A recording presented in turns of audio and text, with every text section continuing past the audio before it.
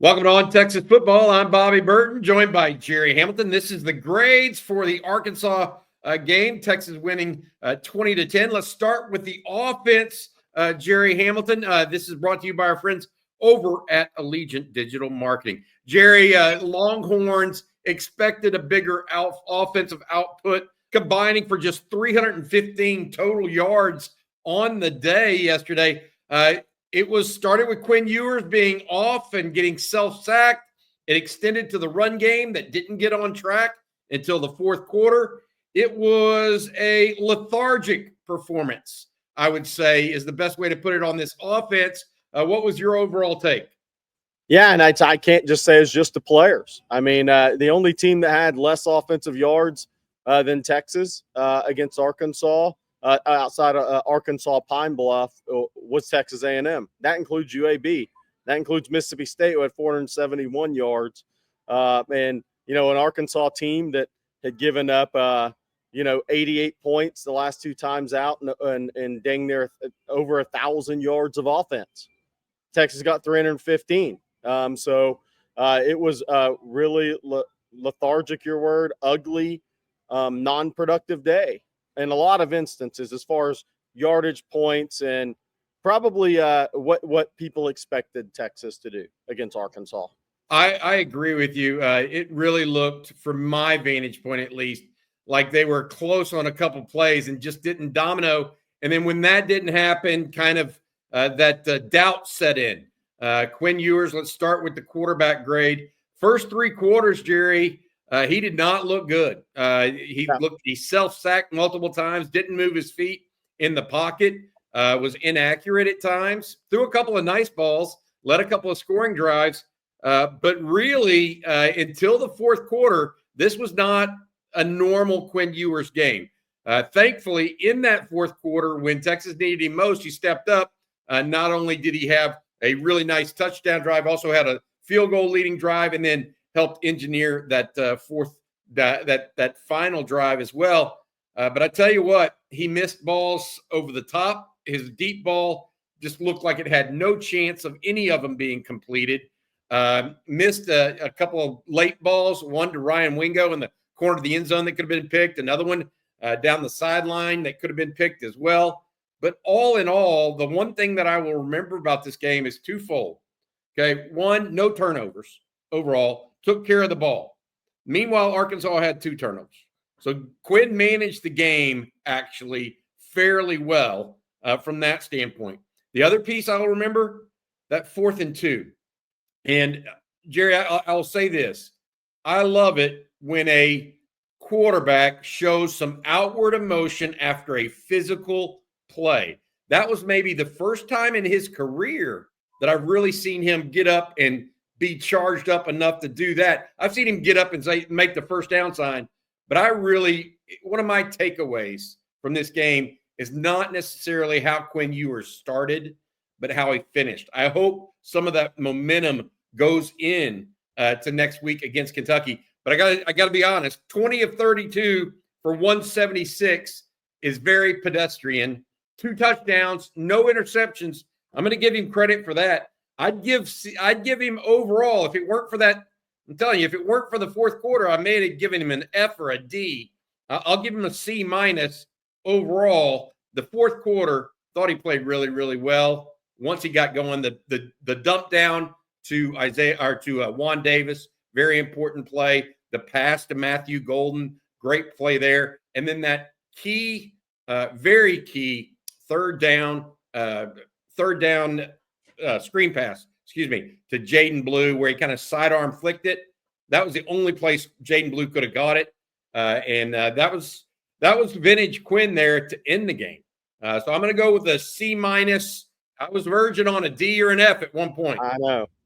I was the same way, Bobby, and I'm going to go C- because of no turnovers. I really don't think I should. I think it's more of a D, but I'll go C- because you won on the road. You're 9-1, and you didn't turn the ball over. But it's hard to even give that grade when the last 2 quarterbacks against this Arkansas defense have combined for 875 passing yards, and you can't muster up 200. And no, Arkansas didn't solve their defensive issues in the last 2 weeks. Sam Pittman said on Monday, I'm a open competition at DB. You don't do that unless you have real issues in week 10 and week 11, game 10 of your season. So I'm going to go C- because he didn't turn it over. But I think if we're covering somebody else, it may have been a D. Yeah, or an F. Yeah. I got to be honest. If they would have lost this game, there's no doubt which way. If he didn't have that fourth quarter, it was a failing grade because he missed dump downs to Gunnar Helm, threw behind some guys. I mean, he ate the football when he didn't need to. He didn't really move well in the pocket, but did not turn the ball over. Yep. Think about if he would have had the turnovers he had against Vandy in this game. I think protecting the ball as you get down and as you have a defense maybe that's as good as Texas is right now, Jerry. Correct. Protecting that ball becomes a premium. So I am happy that he was able to do that. We'll see, though, if that fourth quarter starts playing into next week because he did come back and have a good quarter. All right, let's talk about the running backs. I felt like Jaden Blue once again had that all-purpose back type feel. He had not only did he have 83 yards rushing, he also caught a couple passes as well. Trey Wisner, same thing, had about 57 yards rushing, another like 20 or 30 receiving as well. Those two guys are a 1-2 punch right now, and they're so very similar, Jerry, that they're giving some teams headaches. They were clearly healthy on Saturday as well. What did you think of the overall run game from the Longhorns? I want to give these guys a B+. Jaden Blue had the late fumble. It was maybe even a hustle play by the Arkansas player, but it was on a big play where I think if Jaden doesn't stumble a little bit, that guy is not in position to knock that ball out. But I am going to go B+ because, look, they touched the ball 37 times for almost 200 yards in this game. And that is a strong day at the office on the road in the SEC for a running back duo. And Jaden Blue had the big runs late in that game. I thought Trey Wisner, while his stats aren't going to blow you away, that was a tough game for him. 20 touches for 82 yards. That's tough sledding in the SEC. So I'm going to give this group a B+ because I'll say this: if they hadn't had a good game, I'm not sure how they scored the ball or moved the ball. Yeah, it was just really odd that Quinn was so off on Saturday. I will say this, Jerry. Jarrett Gibson also comes in on a key fourth down again, or late down, and converts for the Longhorns. That's going to be a play that I think future teams are going to scout a little bit better maybe than Arkansas did. Also, let's talk now about wide receivers. Texas had its full accoutrement coming into this game. Isaiah Bond back, DeAndre Moore, etc. But DeAndre Moore went out early in this game with a lower leg injury, did not return. So we saw more and more of Silas Bolden, Isaiah Bond. Ryan Wingo played a bunch, as did, of course, Matthew Golden. Golden with the 2 touchdown catches. Bond with 2 nice downfield catches. But really, this was not a wide receiver game for Texas. They didn't throw any bubble screens really out to the outside. They only did it once. They didn't do a lot of stuff that they had been in the past to the wide receivers to get them involved. What'd you make of the wide receiver unit in this one? Yeah, it's a tough one because if your quarterback does not play well, then your wide receivers aren't going to catch many passes. And especially against a team who's been giving up chunk yardage to people pretty much all conference play, with the exception of A&M. So tough one. You look at Ryan Wingo's had 1 catch for 5 yards the last 2 games. I just don't see how that's possible unless your quarterback's not seeing the field playing at a high level. So Matthew Golden continues to be tremendous, though. Not 8 touchdowns on 29 catches. We wondered who can make the plays that when Texas needs them the most. We talked about it without A.D. Mitchell, and they're different. A.D. Mitchell's a higher level athlete, but Matthew Golden continues to make big plays for this team. And he didn't have a lot of opportunities, but he is Bobby, he's a red zone weapon without being an elite athlete or having elite size. And that speaks to how good of a player he actually is, how strong of hands he is, and how dependable he is. So I'm going to give this group a solid B, because it's hard to grade them. DeAndre Moore goes out in this game. And it's just when a quarterback's not played at a high level, it's hard to downgrade the wide receivers because, they're not getting as many opportunities as they should if a quarterback's playing at a high level. I completely agree, and I'm going to give them a B as well. Thought Isaiah Bond missed some blocks, maybe where DeAndre Moore might have hit. But all in all, I mean, look, when they were hit in the hands, they caught it. Ryan Wingo dropped one, but I think that may have been low on him. So we'll see where that happens. Before we go to the tight ends, which I think actually played a key role in this game, I want to say thank you to our sponsor. That is Allegiant Digital Marketing. Visit allegiantdigital.com /on Texas football. You can save up to $2,500 in advertising. If you do you know the top 9 challenges business owners face? The most difficult ones include finding customers, increasing brand awareness, digital advertising, and lead generation. For more than 25 years, Allegiant Digital Marketing founder and CEO Chad Markham, a UT grad and instructor of the Digital Marketing Boot Camp here at UT Austin, has helped thousands of businesses overcome these challenges. Take advantage of their Hook 'em Horn special today and save up to $2,500 in advertising. Visit allegiantdigital.com /on Texas football to learn more today. All right, Jerry, tight end. I said they were pivotal, and I want to say why. I mean, Gunnar Helm did not have a great game. He had one of his first drops of the season, a ball that I thought Quinn, one of his better passes of the day, actually, that he led Helm perfectly.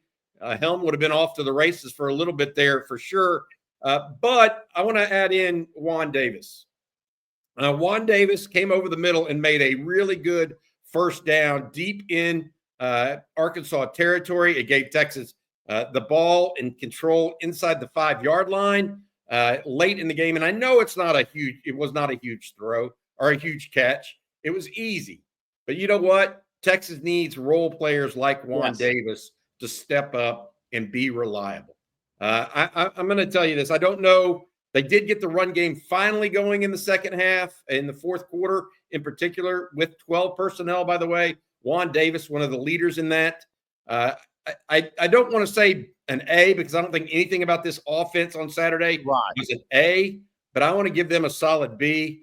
As much about Juan Davis as it is Gunnar Helm. Juan Davis, you deserve it, bud. You've hung around a long time and fought through some tough stuff. Congratulations. You deserve it because you played really well. Yeah, I'll go solid B as well with that. I mean, Gunnar Helm would have had a catch in the red zone, but Quinn, that was one of his poor throws on the day. I thought was the one in the red zone at the end of the half. So that was a tough, third quarter. So that was a tough one. Because that was a ball where Helm would have got a first down, probably got taken down at the 1 or 2 and have been a first and goal situation. But yeah, I agree with you on the one. Helm finally had a drop on a meaningful play this year. But I'm going to go solid B because I think their effort's there. Again, Juan Davis playing a key role for this team, and this may not be a fanfare game for the tight ends, but I thought they were solid. I see that. Let's talk about the offensive line because they're next. You know, I watched back the game and I'm trying to think to myself, and I counted how many sacks I thought were really on the offensive line, how many were coverage sacks, and how many were Quinn just basically self-sacking. Yeah, Jerry, I think you could make an argument that all but one were on Quinn or a coverage sack. I got to tell you that. Yeah, I agree. They also, they helped lead the team. 139 yards rushing is not a bad output in an SEC game where your quarterback is really struggling. I hesitate to do this, but I actually think the offensive line is why Texas won this game. Only 2 penalties on the day. No false starts in a hostile atmosphere. No holdings of note, really. And so I look at it. The only hold actually went against Matthew Golden at wide receiver. I actually look at the offensive line probably as the lone bright spot, even though they weren't opening up running holes until the fourth quarter. Yet, in that fourth quarter, when Texas had to have it, Sark dialed it up And that offensive line came to play and did a number on Arkansas, running out the last 6 minutes and 52 seconds of it. I'm going to give the offensive line. It's going to shock some people, but I'm going B+. I agree. I know. I want the same thing. I'm going the same thing, Bobby, because I agree. The sack that Kelvin Banks gave up was not on him. And again, look, they ran the ball. They controlled the line of scrimmage in the second half and late in that game when they had to. And again, Texas is 4-15 on third downs. I don't put that on the offensive line. I don't think they were the reason. Quinn wasn't running for his life in this game. Quinn had time. The offense had there were running lanes. I'm not sure. Look, Arkansas's got good players over there. They're a Power 4 team too, right? Their guys are going to make some plays. Sorry, the linebacker was a highly recruited guy. Landon Jackson's a really good player. But I go B+ as well because I thought the offensive line, I think if Kyle Flood looks at his team, he said, y'all do the job we asked y'all to do. Yeah. And played a cleaner brand of football. I agree. If they look, you switch the offensive lines on these two teams, who wins? Oh, yeah. No. Yes, absolutely. Arkansas wins. And I think that may be part of it. Great point, Bobby. Great point. I mean, you do that. All right, let's talk about the team overall, offense overall. This is where you and I think, just fundamentally agree. This is a C- type performance, maybe a D+. Yeah. You got to give them a passing grade because they won the football game. Right. They scored 20 points. But there are pieces of this that were just flat out ugly. The offense almost looked dysfunctional at times. Every time Texas had 3 short fields and only scored 1 touchdown out of it. It was a hit or miss offense. Now, Sark in the post game did say they came back in the second half, and he said they just didn't have many possessions, but they scored on 2 of them and also had a long drive. So maybe he's right there, Jerry, in that there were a lack of things, and Texas had got things going. But, man, they squandered way too many opportunities and looked just out of sorts. I mean, whether it was a deep ball from Quinn that looked, not good, or a sack, or a number of pieces, getting stuffed at the line of scrimmage on a run play. The offensive line just could not, or the offense as a whole, could not get going. Look, I think I'm going D+, and I would think most people would go D+. You're 4-15 on third downs. You average 5.5 yards per pass. You have 315 yards, and to put the 315 yards in perspective, that was well over 100 yards less than Texas averages on the season. But more importantly, only 2 teams Arkansas played had less yards than that. Arkansas Pine Bluff, which is a terrible team, and Texas A&M and Arlington. Even UAB, even Peyton Thorne and Auburn had 430 yards and just a turnover machine in that game. Everybody else, and especially coming off the last 2 games where they've given up 1,000 yards combined against Ole Miss and Mississippi State, you have to go D+. 415 third downs, 315 total yards, 5.5 yards per pass. That's just not worthy of a C. I know you won the game and you're 9-1, and that is what matters. But coming out of this game, that was not what Sarkisian or this team thought they would be coming out of this game offensively. Well, I want to say this. They played this way against Kentucky or A&M. Not sure they win the game. Not A&M, but A&M. Yeah. Kentucky has had issues scoring the ball this year, but I just tell you, as long as Quinn does not turn it over, I think Texas has a shot in any game because of the defense. Yeah. And they're running the ball enough. Yep. Yeah. If Texas has any designs on going anywhere in the playoffs as well, the offense has to bring more to the table. I want to say this, that just to sum this up. I do believe that Texas found something in the fourth quarter. And I feel like their quarterback led them. So take all these grades that Jerry and I just gave you and throw them out the window. Because while it's interesting to talk about and discuss and hear what maybe folks' thoughts are on this game, the real key is, what does this mean for Kentucky? What does this mean for A&M? If Texas is starting to go forward, maybe this is feeling a little bit like last year's TCU game. Maybe I don't know, maybe it feels a little bit like Iowa State's game of a year ago, where you went in and tried to play a plucky team a little bit that was, that cage dog. And you came out victorious and had a strong win by running the ball out and controlling the clock at the end of the game. That is what's going to matter. What they do this coming week. Texas, you said it best. Texas is 9-1. Yeah. Everything they want ahead of them. Got to go out and get it. Well, and I want to say this. Better. I want to end with this on my end because it sounds like I don't want it to sound like I'm being negative or too hard. I'm just being honest. But Texas is 9-1. They're going to beat Kentucky at home, and they're going to go to College Station 10-1. And they're going to have it right there in front of them to go take it and run with it, or get into a situation where we got to wait this thing out, depending on who gets upset, right? And the Texas has everything in front of them that they began the season with. Maybe it's just not as pretty as we thought it was going to be. And that's the reality of it. It's definitely not as pretty as we thought it was going to be, but they are 9-1. They are winning football games. They are ranked 3 in the college football playoff and in the AP poll. But we look at this as a team that wants to be in contention for a national championship. And right now, this offense doesn't look like one that is going to put you there. Yeah, for whatever reason. Right. Whether it's a power run game or Quinn's inconsistency.